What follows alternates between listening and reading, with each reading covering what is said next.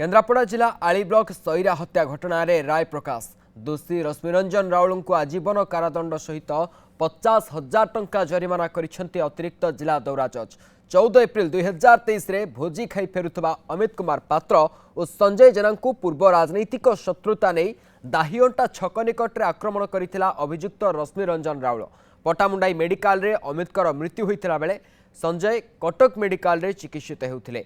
ए घटना रे आज राय प्रकाश पाइछि। धन्यवाद अदालत कोटि कोटि धन्यवाद। मोर भरोसा थिला हमको न्याय मिली आज मुझे बहुत खुशी।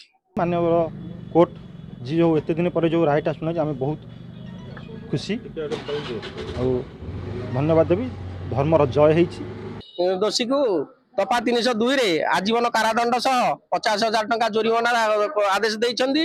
50,000 टंका जोरिमाना अनादाय हेले अतिरिक्त 2 वर्ष सश्रम 2 वर्ष कारादंड पे आदेश देइछन्दी।